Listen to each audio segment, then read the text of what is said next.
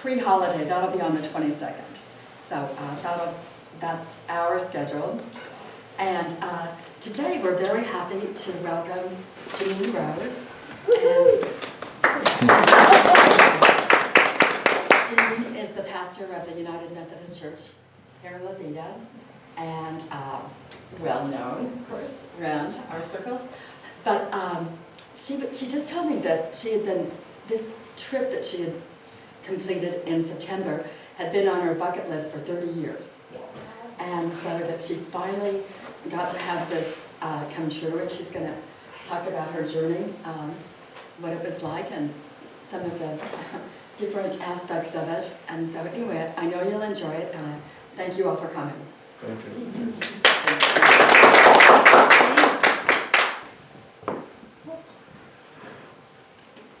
No, we're good. I didn't realize it was right here. No, I think you're good. I know, I think you can hear. Yeah. So it's true, it was 30 years ago that I first heard about the Camino. And it took a little while. It was probably more than 30 years because my daughter's 32 and it was long before her, so I don't know. But I had just gotten back from my walk and Tony stopped me as I was trying to sneak out the door. And he said, "When would you like to do a program on your Camino walk?" And I was like, well, and I was a librarian in my first career. And so, you know, there's a definite separation between personal faith and what you do as a librarian. And so I told him this was a deeply spiritual experience for me, and that's how I'd be talking about it. And he said, "Good." I thought, oh, okay. Well, I can't talk about it without crying. And he said, "Okay." So people started coming up to me in the community and asking me questions about it, and so I realized I needed to share. So I delivered a sermon on it. This is an expanded version. And I realized I needed to say this more and more. So here it is, tears and all, warning. 30 years ago, I first heard about the pilgrimage called the Camino de Santiago, or the Way of St. James. The Camino is a large network of paths, pilgrim routes stretching all across Europe and coming together at the tomb of Jesus' apostle, St. James. You can see down on the very bottom is the tip of northwestern tip of Spain, which is where Santiago is. His bones are believed to be housed in the Santiago de Compostela in northwest Spain. Since 814 AD, people have been making pilgrimage to pay homage to him. During the Middle Ages, when walking the Camino, pilgrims began at their front door, and they walked many paths to arrive in Santiago de Compostela. Upon arrival, they attended the pilgrim mass, received a certificate of pilgrimage completion, ensuring the pilgrim they would spend less time in purgatory. It was always safer to travel with others, and so established routes began to form. But when most people talk about the Camino, they're referring to just one of the many routes to Santiago de Compostela. The French way, which is on the north there, is the most popular. It begins at St. Jean Pied de Port in France, crosses the Pyrenees Mountains, continues westward across northern Spain. This route is 500 miles in length if you take it in a straight shot.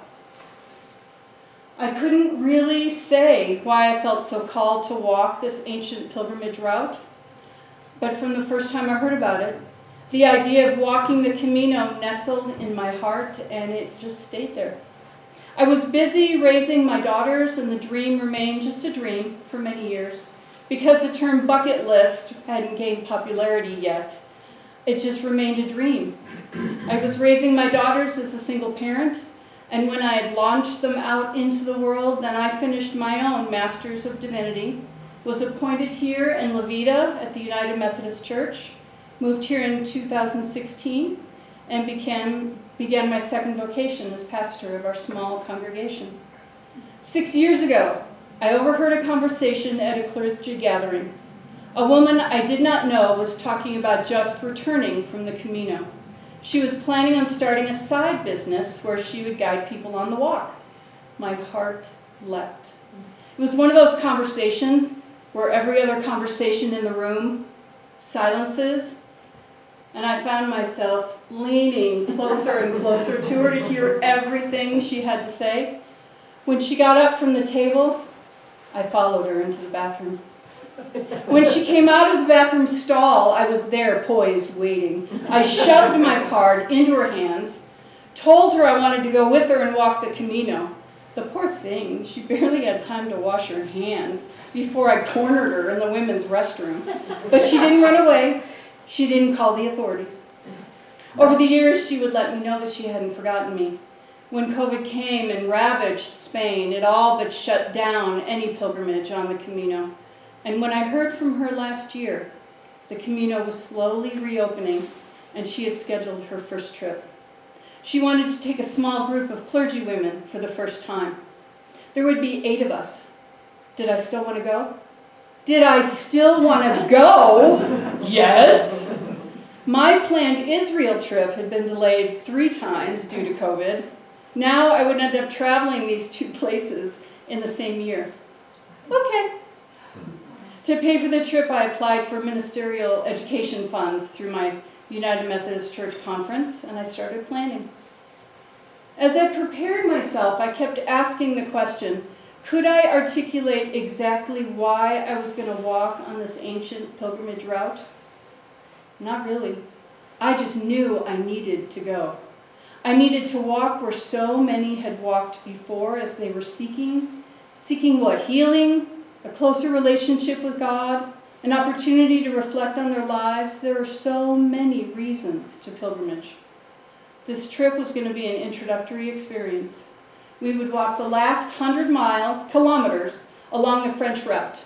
100 kilometers is 62-ish miles.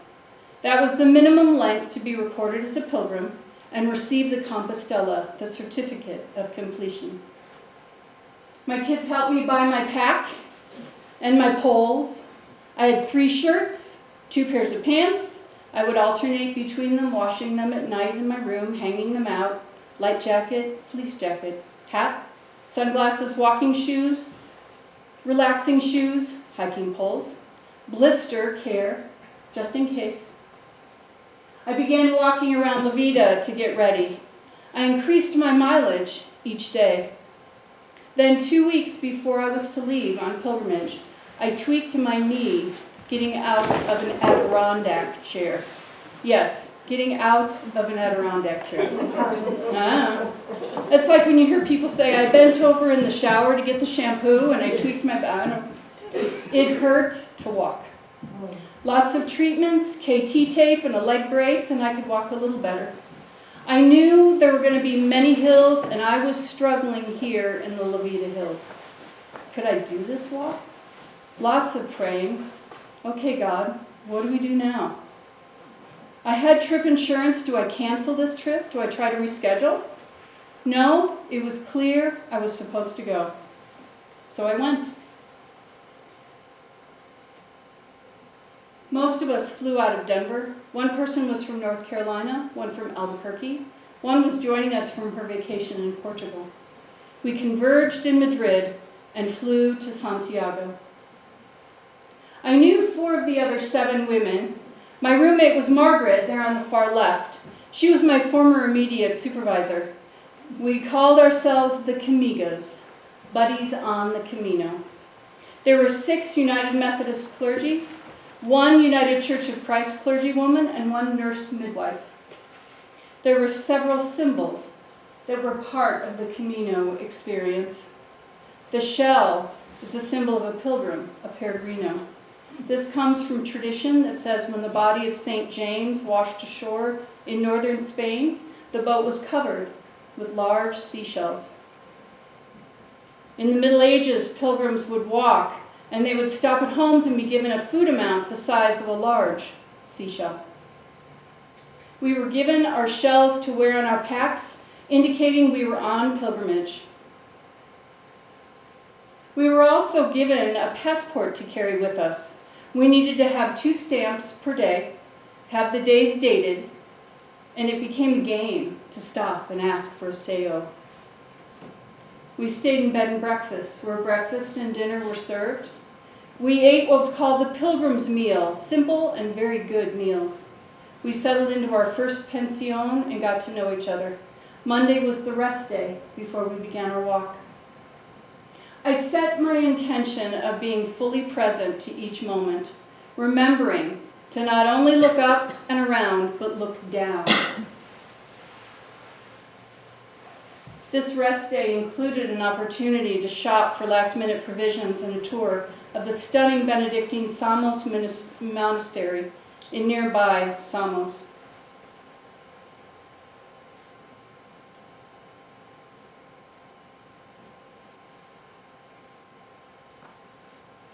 This was in a bathroom, for Pete's sake. You see how the house is built into the hillside? There was just such fun architecture everywhere. This 300-year-old cypress tree is supposed to have healing properties, so we all took advantage of the moment. The first day's walk was 12.5 miles. We began at 7:30 in the early morning mist. I walked slowly and steadily, and soon the rest of the group was way ahead of me. My walking partner for the first day was Mary, a pastor from North Carolina.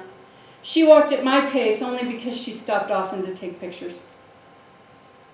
I found myself getting into the rhythm of walking. I would pray as I walked carefully, watching my steps so I could care for my knee as I went.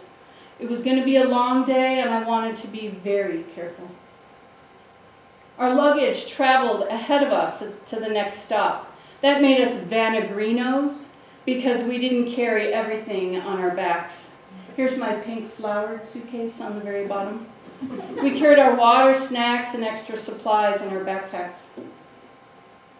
We would be walking in the middle of nowhere, and around a corner there would be a surprise. This surprise was filled with caskets and urns. I don't know if you call it a cemetery, but there were photos and nameplates and flowers in each section. The chapel wasn't open, or I would have gone in. Then we entered a little hamlet, and there was this beautiful oasis. It was a cafe where we could stop, rest, order a beverage, have a snack, use the baño. This place was the backyard of the house of a couple. They served hot food, cakes, drinks for donation only. This was a ministry for them. There were markers telling us which direction to go. Thank you. That was supposed to be a humorous moment. Really, all it was telling you was the route went both ways, and you would eventually get where you needed to go, whichever way you took. There were many on the path with us, and they would greet us as they passed. Buen camino, they would call out. Good journey. Buenos dias, good morning. Regardless of our home country or language, we all greeted each other in Spanish. Bicyclists would ring bells or shout, Buen camino, as they raced past, emphasis on raced. Sometimes we shared the path with cars. They would honk, but most often the path was simply a walking path. You did, however, have to look out for cow droppings. We did walk along farms, and the farmers used the paths to move their herds. The Camino was made of pavement, gravel, and sometimes larger stones. At one point near the end of our walk for the day, the first day, we'd been given specific instructions which path to take when we were presented with 3 ways to go. There was a very dangerous route that we were definitely not recommended to take. We read the instructions wrong. We chose the path we were definitely not supposed to take. Every turn became more dangerous. Yeah, thank you. I was ahead, and I would turn the corner and I'd go, Mary, we're not done yet. What time of year was it that you went? This was in the end of September, middle to beginning of October. Thank you. Finally, I had to sit down and slide on my bottom. My trail nickname became Scooter. But we made it. This was a pilgrim from Chicago who took our picture as we celebrated. She came down off of that too going. Yeah. We crossed the bridge into town. The town had been down below, but was moved up the hill, and a dam was created to provide the town with water.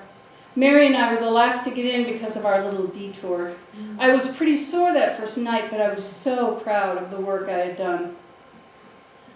The second day, I began the day sore and stiff. We walked through town, did some sightseeing. I took photos of places I'd like to paint when I got home. This church on the left had been down below, underneath that bridge, and was disassembled stone by stone and reassembled up at the top when the town was moved. Wow. I know. We posed in the town sign. It's the pilgrim thing to do. We began our walk for the day and stopped at the top of the first hill. We were amazed at the artwork that was built into this fence. I turned around to register just how high the hill was that we had climbed. That's the town down below. There were many more hills after that one, and I struggled to walk the 5.5 miles to our next stop. I prayed all day just to find my stride. By the time I reached our stopping place for the night, I was exhausted and in a lot of pain. One of my camigas had offered to take my backpack at the last rest stop, and that helped. And when we arrived at our stop for the night, she went into the cafe and she brought back some ice. You know how difficult ice is to get in Europe? I know. That also helped. Even after resting, my knee was still hurting. I was in tears and at a loss as to how I was going to move forward. It was only the second day. I had 5 more days of serious walking ahead of me. How was I going to do this? I found myself wrestling with God. You put this in my heart 30 years ago. I did my part. I got the clothes. I'm even wearing the hat. I hate hats. I'm finally here in Spain, and now I can't even walk. Why am I here fulfilling a 30-year dream of walking the Camino then? What is up with that? That is the library-friendly translation of what I actually said. Once I got all the anger and the tears out, then I was able to sit quietly. This is showing you the road swerved for me. This is where I sat. I sat at this table and I journaled out my struggle. I also walked around the side of the building and paced back there as I processed. And slowly a question came to mind. Why am I here on walking the Camino? Well, I didn't have an answer. No understanding of why, I just knew I had to be there. I almost felt called to walk this pilgrimage. I knew I was supposed to come. Then the next question came. Then who says you have to walk it all? Well, my expectations were I was going to walk it all. I was here to walk, and of course I was going to walk. How could I not walk? I sat with that for a while. Then all at once I felt a peace enter my heart and my mind. I knew why I was here. I was simply here to spend time with God as I walked this ancient path. I was here to release more of myself into God's hands. I was here to lean into the next phase of my life and to learn to be able to listen to more of God's call on my life. I realized I was not going to be able to be fully present here in this sacred space if I was fighting to take every step I walked. I was going to miss everything on this journey, everything it had to offer me, if I was struggling to fulfill my own ideas of why I was here. I had to let go of my desire to have my way. Anybody else know this? Tell me I'm not alone in this.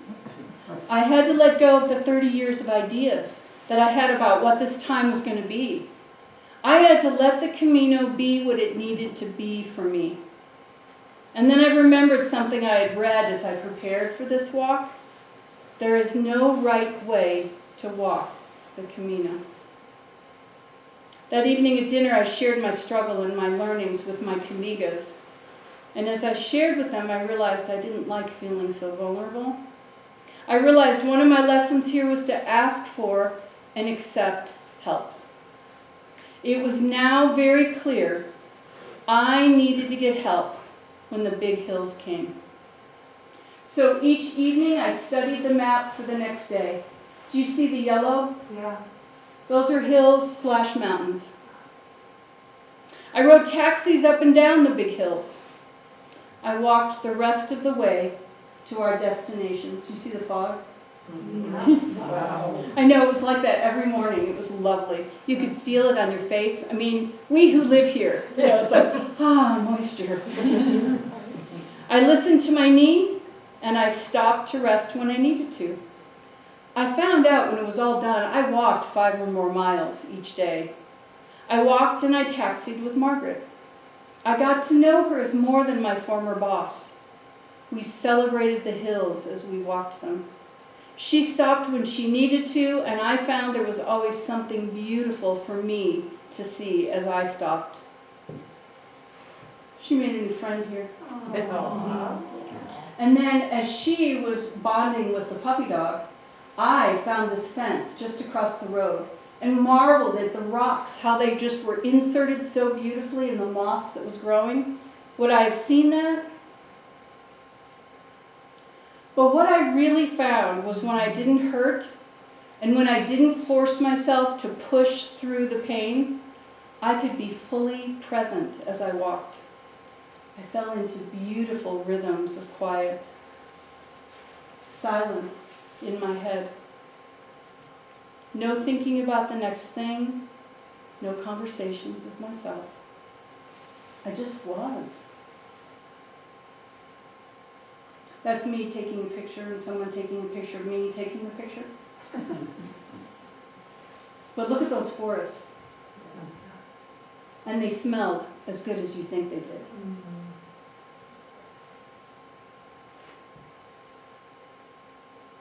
You see the fern forest?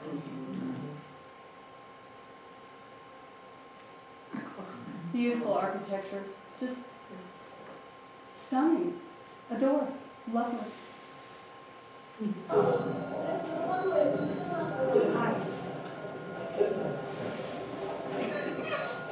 When this lady ran up, I was afraid she was going to try to pet a cow.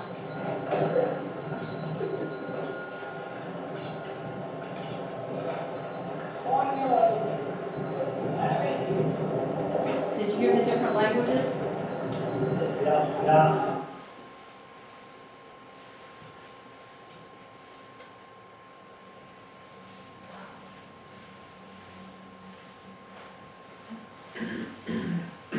The road was curving, and I was gratefully curving with it. I saw the light ahead, the streams as they lit the path ahead. I found my buen camino was real. I had conversations with fellow pilgrims. Brad from Michigan, that lady from Ireland with a delightful laugh. The couple from some Slavic country who I used sign language to offer to take their photo together at a mile marker. I looked up.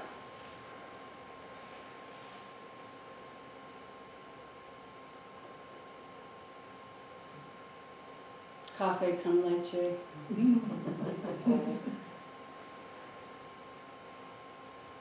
I celebrated the small hills I climbed by taking pictures of where I had been. I spoke with this just delightful lady from Holland who would come and spend her days giving people blessings along the way.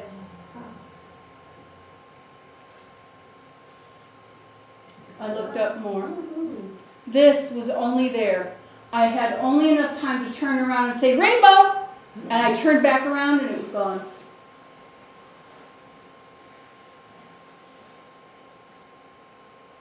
I stopped at the stunning 11th century Templar church.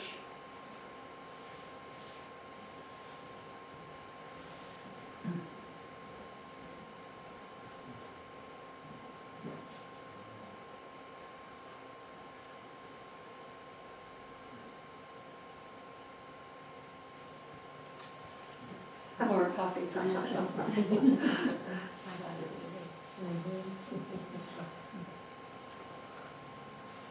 I wouldn't want to try to fit through that door.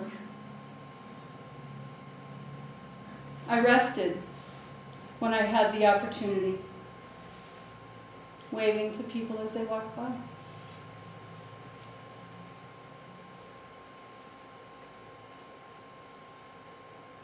He was nice, but he didn't say much. Strong, silent type. I ate Cordero, roast lamb, famous in Galicia. I'd never had lamb before. This was I was on the bridge, crossing the river. You see those stairs going into the water? Yeah. I'm hoping there was more water when people were using those stairs. It was a little higher up. This on the left was one of the oldest albergues in Spain, had been renovated and would house people. It would be full at night.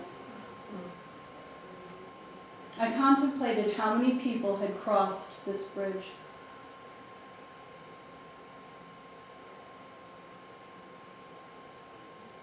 Again, celebrating every hill. You see down below where I had come from?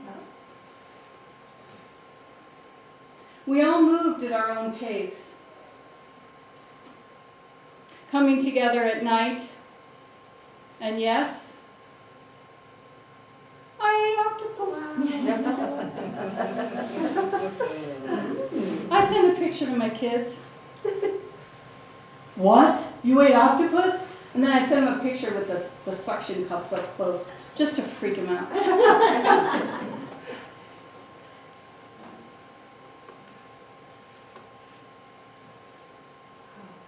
Well, that's me crossing the bridge. This town, I believe, I forget, it's really, really, really old. And the bridge is also. So on Santiago arrival day, do you see the little spires on the right third? That is the cathedral from the Mount of Joy. Overlooks the city, and that's where pilgrims are celebrating that they have arrived, and they can see Santiago in the distance. And this was just a little chapel in Santiago. I would stop at these sweet, sweet little chapels. There's me incognito, waiting at the outdoor cafe. We got there early because we had taxied, and we waited for everyone to arrive. We cheered and rang the cowbell to greet everyone. Pigeons are the same in Santiago. They knocked over glasses, it shattered on the tile, it was intense.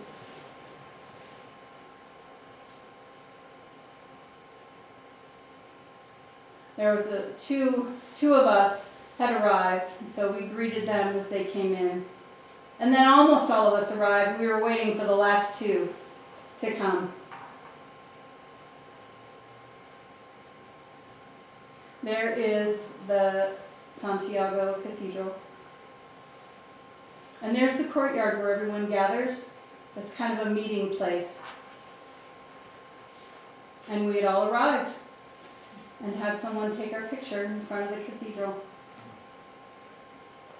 The next day, we went to the Pilgrim Center, got our Compostela. I've got that here if you want to see it. You have to hand in your passport, and they will give you a certificate of completion. It's in Latin, if anyone remembers their high school Latin. But we attended the Pilgrim's Mass. That is the Bufamerio. If you know, anybody watch The Way, the movie The Way? At the end, it swings through well, you have to pay $300 to get it to swing. Wow. So it did swing while we were there, and the incense and the smoke coming out of the cathedral made me actually grateful that I didn't have to experience that.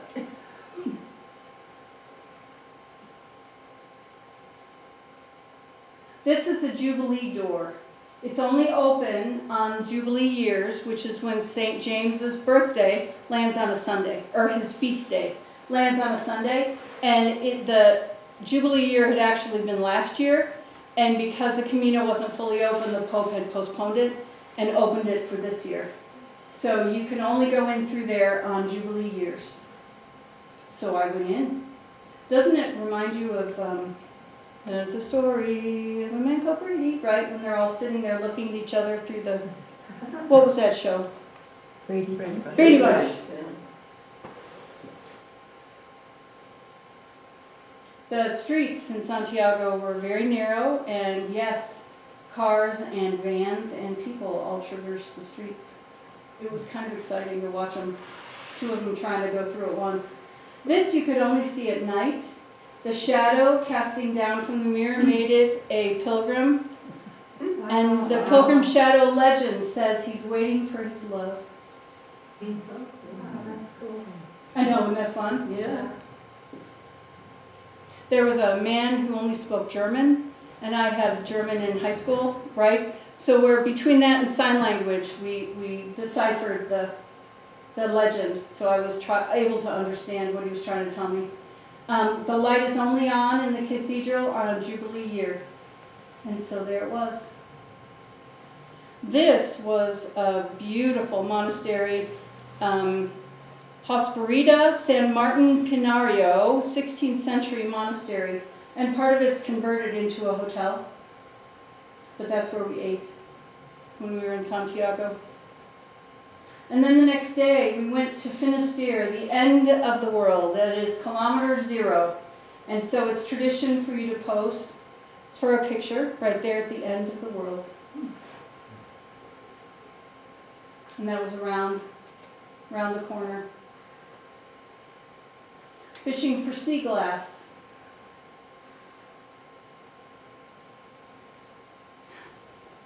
Don't you love that?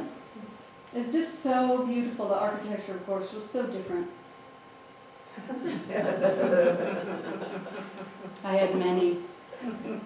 That I forgot to take a picture before it was gone. Then we went to Muxia, which is on the other side. That is at the end of the way, where he throws his son's ashes into the water. We stayed there on the shore. And I ate turbo that had been caught that morning. I saw it sitting on a plate before they cooked it. It was kind of weird, he was looking at me. And there was walking through ruins to the ocean in Muxia.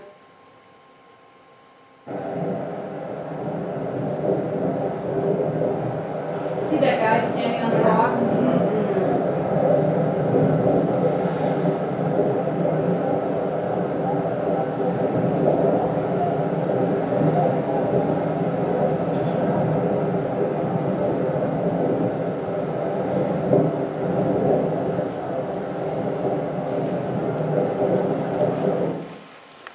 The church is Our Lady of the Boat. There's some more of the ruins in the ocean. It was beautiful. It was one of my comigas, having climbed up to the top of those rocks. That was the closest we got to rain. Wow. That is Our Lady of the Boat and the sanctuary. The church was open. It had been closed for several years because the roof had been struck by lightning, so it had just reopened this season. They were getting ready for worship, praying the rosary in Spanish. So I sat there and enjoyed it.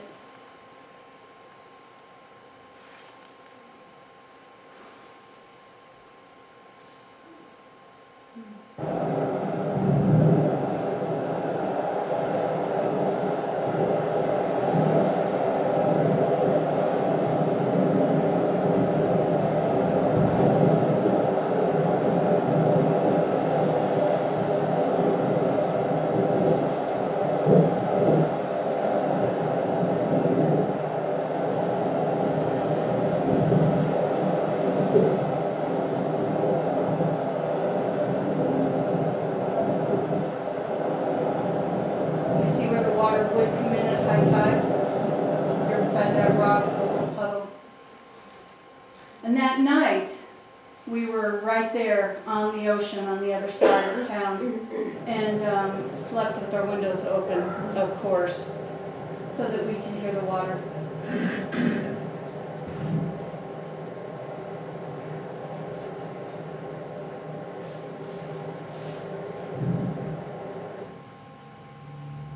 That was our last meal together. He was a waiter who'd been raised in Spain, left when he was 7, went to the Bronx, was raised in the Bronx, and then came back when he turned 30. Wow. So he was fluent in Spanish and then did this Bronx thing when he was serving us. It was great. It was great fun. This is, the one on the left is the inside the cathedral. Down the bottom you see that symbol for the Alpha and then the Omega. And on the outside of the cathedral you see above the, I think those are sheep, I'm not sure what they are. That symbol again is very similar, except for it's Omega and Alpha. So the order is switched because the journey to the cathedral is only the beginning of the rest of the journey.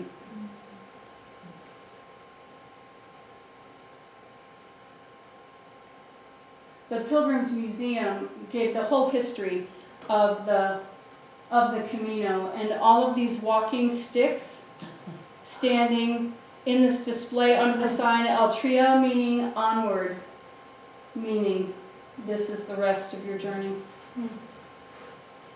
So my pilgrim path continues as I walk from my Camino experience. I wrestled with God, and I stepped into a greater understanding of myself and how God is calling me to live.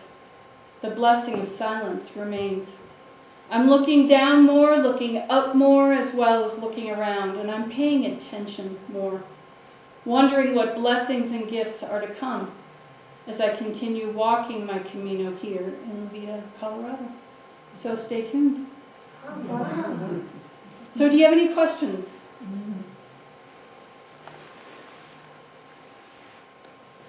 Has anyone ever wanted to take this walk? Sure. Yeah. I say do it. Do it. Don't miss it. I'm sorry. Yes, go ahead. How did you get taxis? Did you start off partway in the morning? Yes.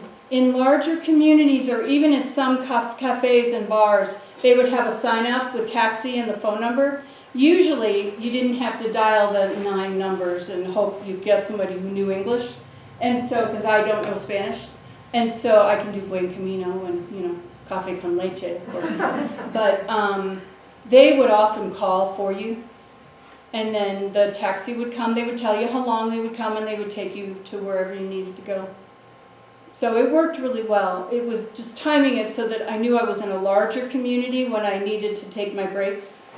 So, yeah, they're all over the place, which is nice. So if you're hesitant and you think you can't walk at all, you don't have to walk at all. So that was encouraging for me. And how is your knee now? Yeah. It's a little yowly if I twist it.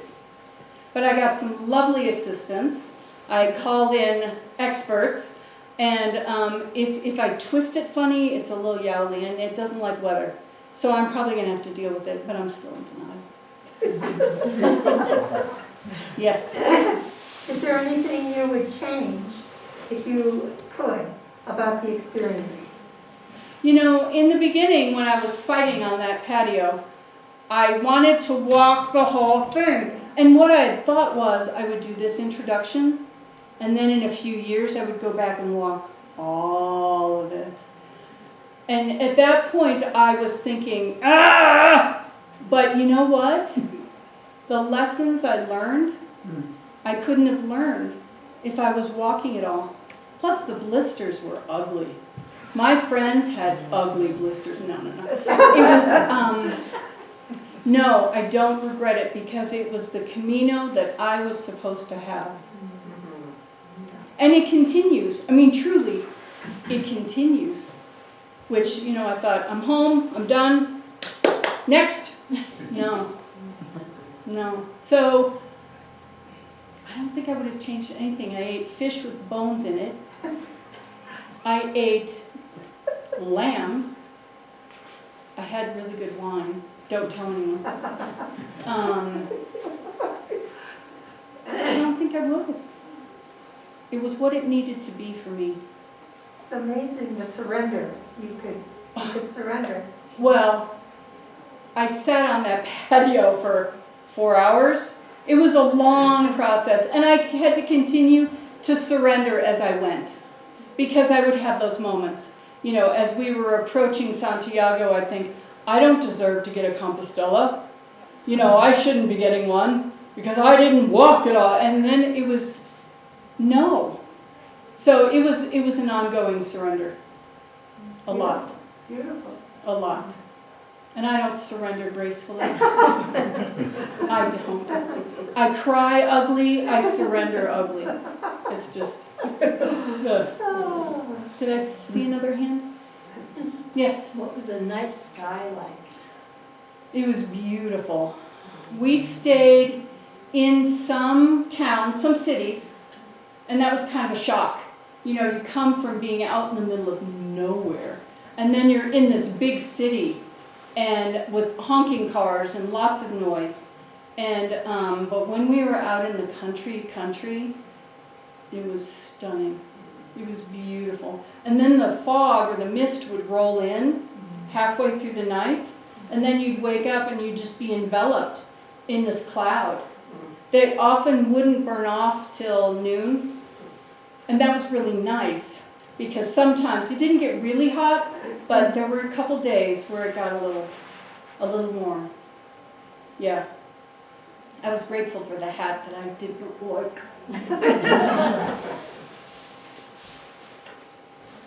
Janine, Yes. how many people do that a year? Thousands. Thousands. All year long? Yeah. You know, it's kind of April, because winter it rains a lot, and that would be so no fun. Right. Because you get rained on, and you get cold, and there's nowhere to go. You're just walking in the wet clothes. And so April-ish, and it was starting to close down, probably the end of October. It'll close. The height is the summer, and I think the fall is just the beautiful time to go, because the colors, trees, I was always on search for colors. And so, because I grew up in the Midwest, so I wanted the reds. Show me the reds! And, but the weather, the trees were starting to change, and the weather was cool in the morning, and I think the fall, but you know, it's because that's when I went. So, but it was starting to close down. But you could tell you were getting closer to Santiago, and what was really fun were there were kids, school kids. This was their field trip. Wow. Let's go walk the Camino. Wow. So you could hear them coming, because you'd be in the rhythm, right? Tap, tap, tap. I had rubber on my walking sticks. Some people didn't, and it was kind of jarring when they'd go by. Click, click, click. But you know, you get in this rhythm, and you're just listening to the trees, and you're just breathing the air, and you're just doing your thing, and then you'd hear them. And then they get louder and louder and louder, and then they get softer and softer and softer. So there were a lot of school kids that were doing their thing. There were some folks, maybe from an assisted living center, that were in wheelchairs and were getting help to go. So it was, the closer you got to Santiago, the more people were there. Yes. Can you ride horseback, or do Yes. you have to? You can. Yes. Wow. And you got to dodge that too. Yes, there were people riding horseback. There were people, a lot of people on bicycles. Oh. There were a couple people on those scooter things. Yeah. And yeah. Wow. Yeah, there are paths that you're supposed to take if you're on a horse or on a bike, but either a lot of people were on them and these were just the stragglers, or they didn't pay attention. I'm not sure. Yeah.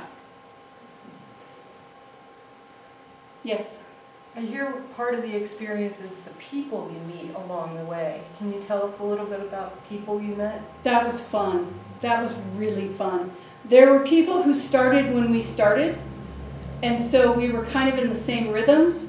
So we would meet them that night. Oh, what are you doing? You know, and then it would just kind of happen that way because of the rhythms. And then you had the through folks who were just on their own pattern, but they would meet up with each other as well. And so you always knew it was one of the through guys, because they had the big backpacks and they were just going. And So yeah, you would meet people and you would try to find a common language-ish, or you would butcher your own language and do lots of sign language. And it was just fun. It was lovely, and you'd sit down in cafes and talk and talk and talk, and then somebody would come in that you had seen 3 days ago, and it was all home week. And so when we were waiting outside the Pilgrim Center to get our Compostelas, it was just fun. Pandemonium, it was so much fun. Talking about their trips and how it went and where they'd been, and yeah. So it was the people, it really was. And they were all there for different things. Somebody would race past you and you thought, health, right? And then somebody else would go by and you'd think, you could tell why they were there. They were on a mission, they were on, woof, woof, woof, woof, woof, woof, woof, woof, woof, woof. And then others like me, there were a lot of knee braces, a lot of equipment to assist. And so everyone walked at their own pace. They were doing their own thing, and you could tell that they were. So Mary liked to sing as she walked. So we had met this woman from California in that place where the couple would just take food for donation for their food. I mean, roast chicken. I mean, serious food. We're not talking, a little cake. And we had met her. She was from California. And so we had talked with her and we're enjoying. And so we left her there, she was sitting. And so we're walking, and Mary starts singing. What was she singing? It was one of those songs that has many verses. Oh, she'll be coming round the mountain when she comes, doot, doot. And so we hear from behind us, she'll be coming around the mountain when she doot, doot. And she just sang as she passed us by, and then went on her way. It just those connections that stay with you that you just don't forget. Yeah. Brad from Michigan, he had an amazing story. He had started in the beginning, in the Pyrenees. His son had stayed with him for 10 days. Because if you go that route, it's a long time. And his son was an Ironman. So he had taken him through the first 10 days in the mountains and helped him navigate himself. Then he was on his own. Then he was meeting his wife in Santiago. And so it was really fun to talk to him. And I said, so, how's it been? And he burst into tears. Aww. Because by the time you're at the last 100 kilometers, if you've started at the beginning, you are processing. It is rich, because you're almost nearing the end. You're almost, and he just burst into tears. And he apologized. It was like, oh no, don't you dare apologize. It was so beautiful to hear just the stuff he had to share. And I was walking with Margaret, who had just been in Portugal, and he was meeting his wife in Santiago, and they were going to Portugal. So then he's got out his phone, and he's taking notes about what he needs to do in Portugal. So, what are the odds? When would that have ever happened in my life? So that stuff was very cool. Thank you. Yeah. Yes? What percentage of the people do you think there are that are just looking at it as a hike without the spiritual part of it at all? Yeah, it's a beautiful hike. I mean, it's gorgeous. So, I don't know. Everyone I met, I could see the ones who were there for a good day out in the sun and we're gonna, they were dressed like it. You knew that they were just out there to show off. But I don't know. And your intention might be to have a beautiful walk.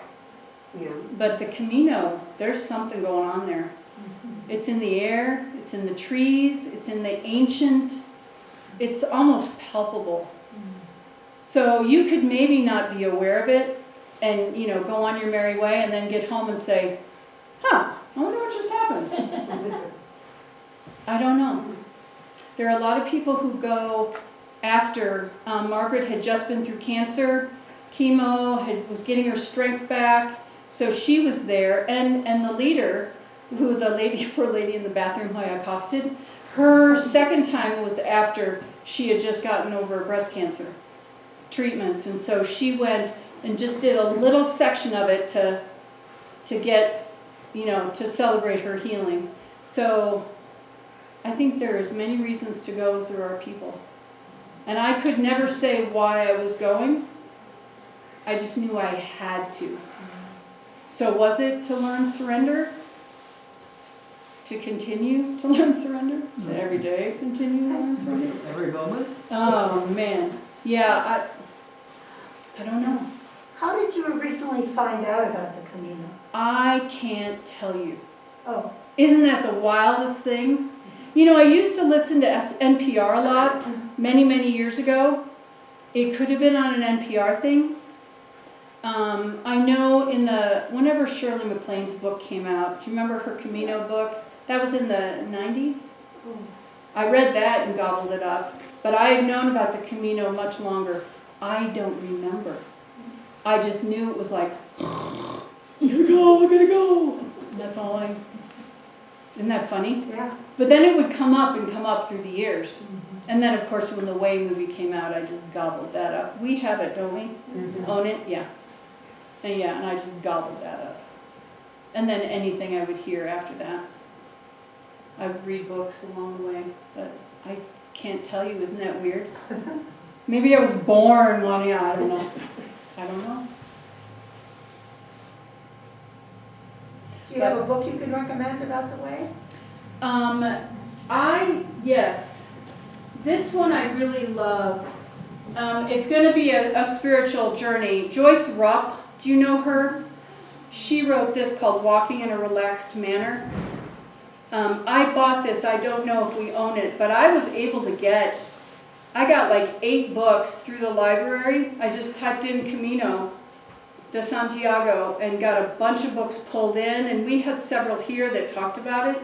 So this one I loved, Walking in a Relaxed Manner, because she was one of those who said, I got home and I thought, and then 6 months later she said, oh, that's what was going on, and then she wrote the book. Wow.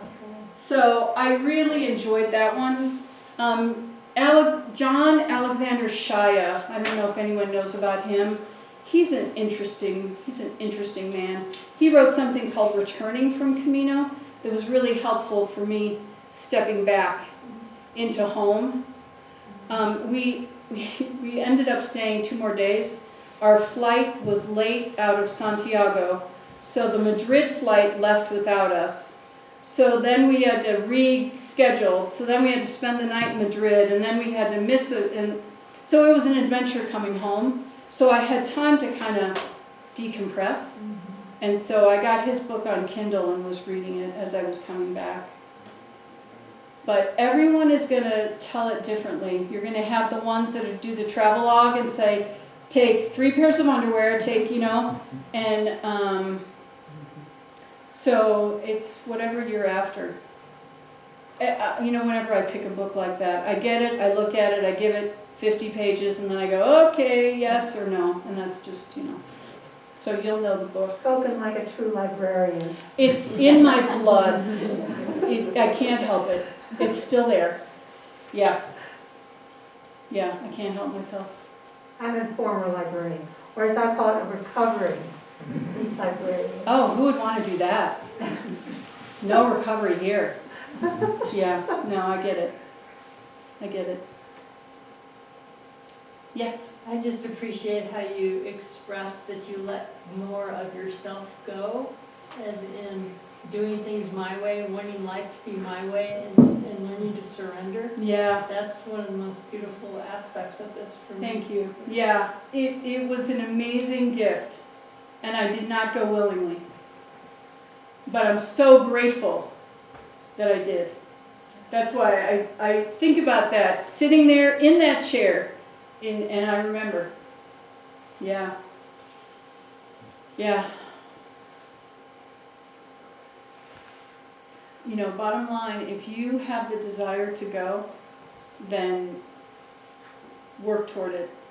Because you can do it at whatever fitness level, you can do it at whatever length you want to go. There are so many different ways of going. You saw the Portugal route is not as hilly. There's a way you can go up on the north coast, so that you see the ocean every day as you walk. You know, there are so many different ways to go. And it's not about the Compostela, but I'm kind of excited I got it because I know what my name is in Latin. Can't pronounce it, but there it is. So, you know, it's like with any dream. The dream is there for a reason. So you let it become what it needs to be. But I would say anyone, any fitness level can do this. You just get a little help. Well, thank you so much, Janine. That was Thank really you.